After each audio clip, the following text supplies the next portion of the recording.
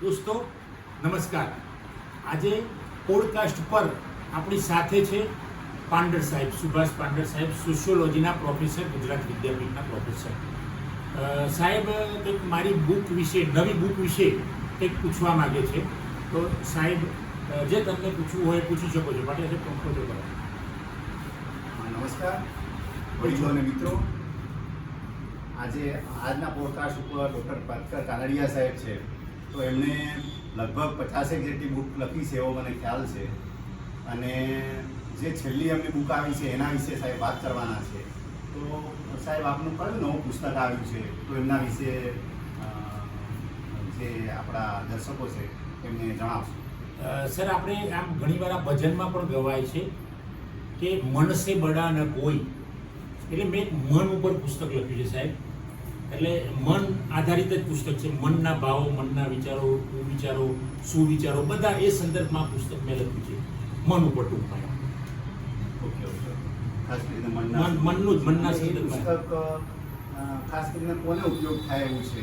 એ સાહેબ પુસ્તક જે છે ને આમ તો બધાને જ ઉપયોગી થાય, પણ નવી જનરેશન જે હોય અને જે ડિપ્રેશનમાં આવે છે, એ ડિપ્રેશનના કારણો શું છે, ડિપ્રેશન કઈ રીતે આવે છે. આજની પેઢી તમે જોશો, વર્લ્ડમાં ગમે ત્યાં જોશો તો માણસ અચાનક ડિપ્રેશનમાં આવી જાય છે, સુસાઇડ કરી દે છે, અથવા તો સુસાઇડ કરવાનો પ્રયત્ન કરે છે, અથવા તો વિચારોનો ગાળો થઈને એકલો એકલો ફર્યા કરે છે માણસ. દીકરી હોય કે દીકરો હોય, મોટો માણસ હોય તો એ આવડી.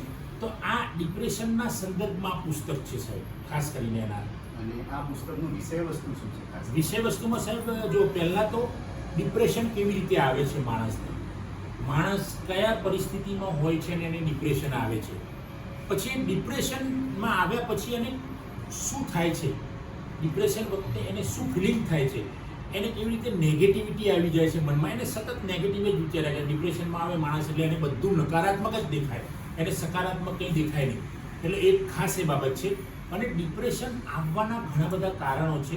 એને સ્ટ્રેસ હોય, કોઈ નજીકનું વ્યક્તિ એક્સપાયર થઈ ગયું હોય, કોઈ એને પ્રેમ હોય અને પ્રેમમાં કંઈક એને દગો મળ્યો હોય, પછી એ ક્યાંક ઓફિસમાં જોબ કરતી હોય વ્યક્તિ અને ત્યાં કામનું ભારણ હોય, અથવા તો કોઈ પરેશાન કરતું હોય. તમે ધારો કે કોલેજની અંદર કોઈ મેડિકલ સ્ટુડન્ટ મેડિકલમાં હોય અને એને રેગિંગ કરતા હોય સિનિયર લોકો. આવા ઘણા બધા બનાવો છે. અને એમાં પછી માણસ એકલો પડી જાય છે અને એ ડિપ્રેશનમાં આવી જાય છે. એટલે વિષય વસ્તુ એ છે.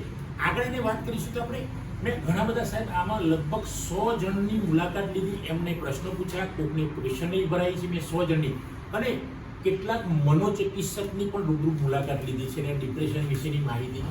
મેં ઘણા બધા રેફરન્સ, બુક નાની છે, તમે એક બેઠકે વાંચી શકશો, પણ ઘણા બધા રેફરન્સીસ લીધા છે એમાં.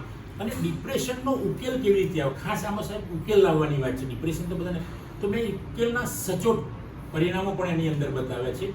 અને પહેલો ઉકેલ એ છે કે જ્યારે વ્યક્તિ ડિપ્રેશનમાં આવે ને પાડોશીને, ભાઈ બહેન, મમ્મી પપ્પાને ખબર પડે તો એને પહેલાં દવા લેવી જોઈએ. એ ખાસ મારો સાર છે આખો. જેટલાને હું મળ્યો છું, ડૉક્ટરોએ એવું કીધું, જેટલા દીકરા દીકરીઓ ડિપ્રેશનમાં છું એમને મળ્યો છું, એ બધા એવું જ કીધું કે પહેલાં ડૉક્ટરની દવા લઈ લેવી જોઈએ, પછી આગળની વાત કરવાની. એટલે આ એનો વિષય વસ્તુ છે સાહેબ. સરસ સરસ, ખૂબ સરસ.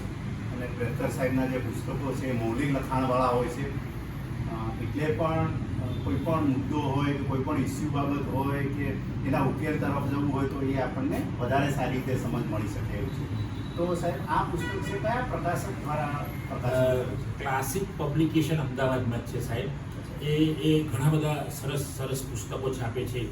હમણાં જ એમને ઘણા મારા પુસ્તકો છાપે છે, બીજા બધાને ડિપ્રેશનની ડાયરી, આ મન એ પણ આપણું ડિપ્રેશન ઉપર પુસ્તક છે. તે પબ્લિશર ખૂબ ફેમસ છે, ગુજરાતમાં અને ભારતભર પહોંચી જાય છે. અને આવા સારા સારા પુસ્તકો એ વિદ્યાર્થીઓમાં, યુવા પેઢીમાં એને કેવી રીતે પ્રેરણા આપવી, આ પ્રકાશકનું કામ છે. એટલે આ ક્લાસિક પબ્લિકેશનનું કામ છે સાહેબ. બીજું આ પુસ્તક મન વિશે આપને કંઈ? હું તો મિત્રો બધાને એ ભલામણ કરું છું, ખાસ કરીને યુવા પેઢીને, કે જે IAS IPS કોમ્પિટિટિવ એક્ઝામ મેડિકલમાં હોય, MBAમાં હોય, IITમાં હોય, IITEમાં હોય, આવા વિદ્યાર્થીઓએ આ પુસ્તક ખાસ વાંચવું જોઈએ. ભલે તમે ડિપ્રેશનમાં ના આવ્યા હોય, પણ ડિપ્રેશનમાં ના આવો એના માટે પણ આ પુસ્તક વાંચવા જેવું છે. કારણ કે એમાં ડિપ્રેશન ના આવવાના પણ કેટલાક કારણો બતાવ્યા છે અને ડિપ્રેશનના આવવાના કયા પરિબળો છે એ પણ મેં સાહેબ બતાવ્યા છે. એટલે બધાએ વાંચવું જોઈએ આ પુસ્તક, હું તેવું માનું છું. 80 પાના જેટલું પુસ્તક છે. અને વાંચવાથી આપણો ડર પણ ઓછો થઈ જશે. ડિપ્રેશન એક ડર જ છે, એક પ્રકારનો ડર જ છે. ડિપ્રેશન ઘણા પ્રકારના છે. કોઈક માણસ ડિપ્રેશનમાં હિંસક બની જાય છે, કોઈક માણસ ડિપ્રેશનમાં મૌન બની જાય છે, કોઈક માણસ ગાંડાની જેમ પાગલની જેમ ફર્યા કરે છે, કોઈની જોડે વાતચીત નથી કરતો. તો ડિપ્રેશનના આવા તો ઘણા બધા પ્રકારો છે. તો આ પુસ્તક વાંચશો તો ખાસ કરીને એમાંથી તમને ડિપ્રેશનના ઉકેલ મળશે અને ભવિષ્યમાં ડિપ્રેશનમાં નહીં આવીએ એ પણ મહત્તમ બાબત તમે જાણી શકશો. આ એની વધારાની બાબત છે સાહેબ. સરસ સરસ. સાહેબ પોતે પણ કેટલીક બાબતોમાં એવી પરિસ્થિતિમાંથી પસાર થયા છે, એટલે સાહેબે એના ઉકેલ કેવી રીતે આવે એને માટેના પ્રયત્નો કર્યા છે.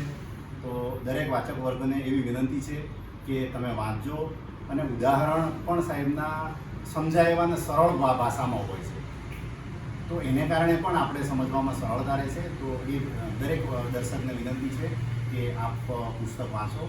અને હવે સાહેબ છેલ્લો એક સવાલ મારો છે કે હવે નેક્સ્ટ પુસ્તક આપનું કયું આવી રહ્યું છે સાહેબ? ચાલો જિંદગી જીવી લઈએ.